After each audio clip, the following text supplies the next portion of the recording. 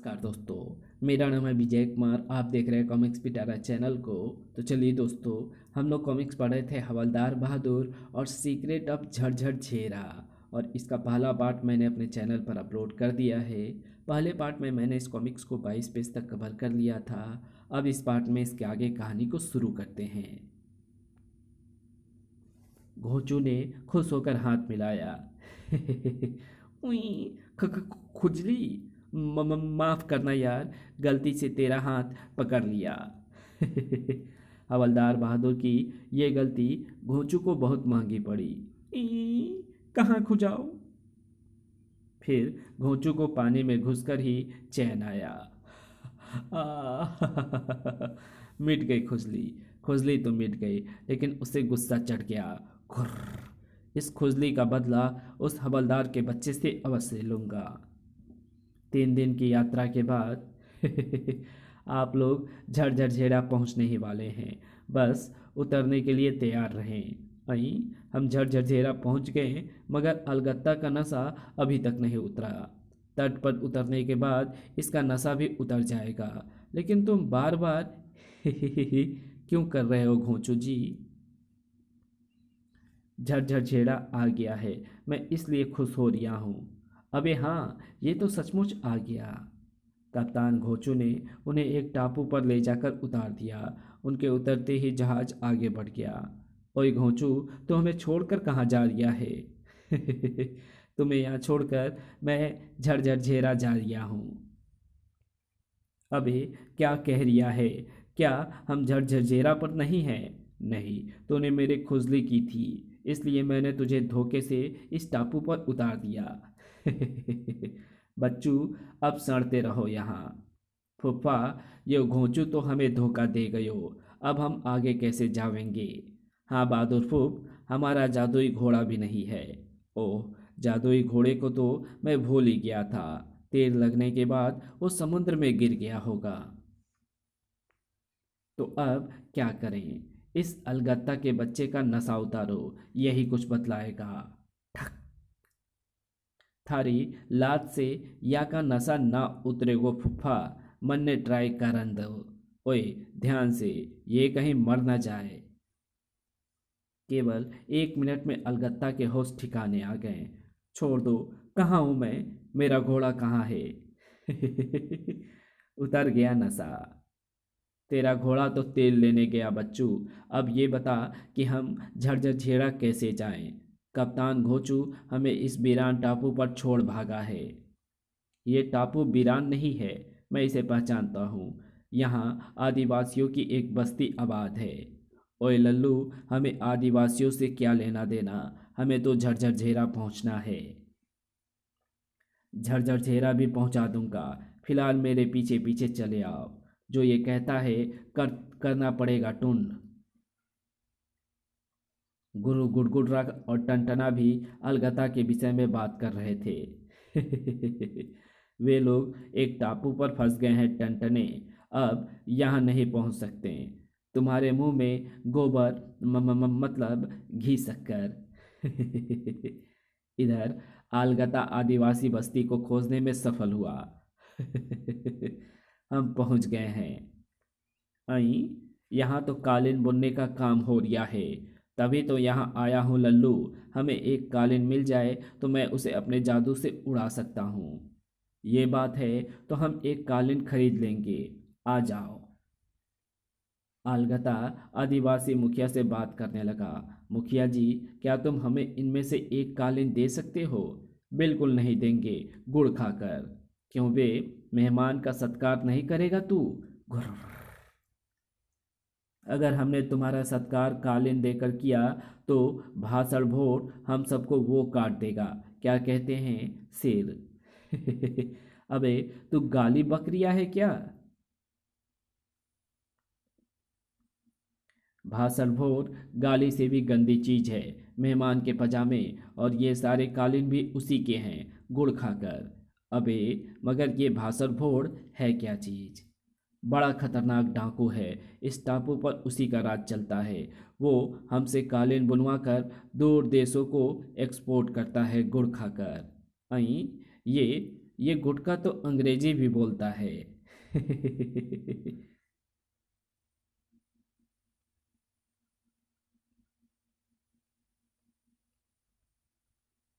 इसमें ही करने की कौन सी बात है बे। अंग्रेजी तो हमारे पूर्वजों की भाषा है। हमारे बच्चे जन्म लेते ही अंग्रेजी बोलना शुरू कर देते हैं गुड़ खाकर। मैं समझ गया, तुम सब अंग्रेजों के वंशज हो और भाषा भोर से तुम्हारी हवा वैसे ही संट रहती है जैसे अंग्रेजों को भारतीयों से रहती थी। बिल्कुल यही बात है, इसलिए तुम्हें कालीन नहीं देंगे गुड़ खाकर। और अगर हम तुम्हें भासड़ा भोर से मुक्ति दिला दे तो? अगर तुमने ऐसा कर दिया तो आजीवन तुम्हारे वफादार रहेंगे गुड़ खाकर। तो जाकर भासड़ा भोर को हमारे आने की खबर करो और कहो कि हम उसके कान काटने आए हैं। कान काटने आए हैं। अभी जाकर कहता हूँ। पी। ओए टुन, मैंने भासड़ा भोर को बुलवाकर गलती तो नहीं कर दी? मेरे हुक्का मतलब मेरे फुफ्फा, अबे बुलवा ही लियो है तो देख जावेगा। आने दो साले को। हाँ बहादुर, देख लेंगे साले को। आदिवासी मुखिया जंगल में विश्राम कर रहे भासड़ा भोर के पास पहुंचा। चार अजनबी तुम्हारा वो काटने आए हैं भासड़ा, क्या कहते हैं गुड़ खाकर? क्या बकरिया है मुखिया के बच्चे, तेरी गर्दन काट कर अपने घोड़े के पूंछ से बांध दूंगा। भूजी, छोड़ दो मुझे, मैं सच बोल रहा हूँ। वे चार आदमी हैं और तुम्हारा कालीन मांग रहे हैं गुड़ खाकर। मेरा कालीन मांग रहे हैं, पिल पिला कर दूंगा सालों को। ओए रंबा टंबा लंबा खंबा। फासला भोर के साथ ही पेड़ों पर से कूद बंदरों की भांति टपक पड़े। सरदार बुक्का फाड़ दिया है, जरूर किसी की मौत आई है। भासड़ा गुस्से में है। सुनो बे शुतुरमुर्ग के अंडों, चार अजनबी हमसे पंगा लेने इस टापू पर आए हैं और हमारा वो काटना चाहते हैं। क्या काटना चाहते हैं बे मुखिया? तुम्हारा सिर। घुर्र। हमारे भासड़ा का सिर काटेंगे, मैं उनके दुमे काट दूंगा। तो फिर चलो। डाकू दल रवाना हो गया। डाकुओं को बस्ती की ओर आते देख आदिवासी डर गए। ओह, अब भासड़ा भोर हमारी बस्ती उजाड़ देगा। हमें बचाओ अजनबियों। ओए, तुम घबराओ नहीं, मैं अभी भासड़ा भोर का सिर फोड़ देता हूँ। आई इस लकड़ी के नुक्के के सि... आई इस लकड़ी के नुक्के से सिर कैसे फोड़ोगे? ऐसे। अबे, ये क्या फेंका है उसने? तड़ाक पुई। एक डाकू को गिरते देख सभी खुशी से उछल पड़े। ये लकड़ी का हथियार मेरे यार जिन्नी ने मुझे दिया था। या ओ मारा। खुशी के जोश में वो लकड़ी की दूसरी विशेषता को भूल गए थे। मर गया बे। फुफ्फा, थारे को याद रखना था कि लकड़ी लौट कर आएगी। उधर ध्यान दो हवलदार जी, डाकू बढ़े आ रहे हैं। ओए, तो तू भी कुछ करना, कैसा जादूगर है तू? जादू देखना चाहते हो तो एक कालीन मुझे दिलवा दो, मैं ला कर देता हूँ कालीन। आनन फानन में वो कालीन ले आया। ये लो जी, जल्दी से सब लोग इस पर चढ़ जाओ। कालीन पर खड़े होते ही अलगता ने अपना जादू दिखाया। हुस। भाषड़ा भोड़ का भैं बड़ा फटा रह गया। आई कालीन उड़ रिया है और हमारी ओर ही आ रिया है सरदार। अबे, आ नहीं रिया है। ए, उई। पहले बार में ही डाकू घोड़ों से गिर गए। शाबाश अलगता, मोड़ कर वापस ले चल। हुस। एक बार फिर वे डाकुओं के सिरों पर जा पहुंचे। उठा लो साधु को। कड़ब। सरदार। अबे, सरदार क्या करे, मैं तो खुद लटका हुआ हूं। बचाओ। काफी ऊंचाई पर पहुंचने के बाद अब इन ससुरों को छोड़ दो, नीचे गिरेंगे तो इनकी बैठकें टूट जाएंगी। नहीं, मैं तुम्हें अपने सारे कालीन दे दूंगा, हमें छोड़ना मत। सारे नहीं, हमें केवल एक कालीन चाहिए। आ उई। उफ। इतनी ऊंचाई से गिरने के बाद डाकुओं का अंटा गफील हो गया। भासरा मर गया। अब वो हमें सताने नहीं आएगा। धन्यवाद अजनबियों। नीचे चलो फुफ्फा। अब वो हमारे घन्नो आदर सत्कार करेंगे। अब हमारे पास नीचे चलने का समय नहीं है। हमें तुरंत झरझर झेरा पहुंचना है भाइयों। अलगता ने कालीन को झकझोरा की ओर मोड़ दिया। इस टापू पर आने के बाद मुझे अपने देश का रास्ता भी याद आ गया है। राजा पकड़ छोड़ा एक सेविका के साथ महल की छत पर खड़ा था। सतरंगी, कुछ दिखाई दिया या नहीं? हाँ राजन, मुझे आप दिखाई दे रहे हैं और आपकी पगड़ी भी दिखाई दे रही है। तभी उन्हें अलगत्ता का कालीन भी उड़कर आता दिखाई दिया। कुछ पल बाद कालीन छत पर आ उतरा। धम पुई। हम पहुंच गए झरझर झेरा। स्वागत है अलगता। राजन तो तुम्हारी प्रतीक्षा करते करते बिल्कुल सूख चुके हैं। ओह, तुम शायद उनकी सेविका हो, लेकिन हमारे राजन कहाँ हैं?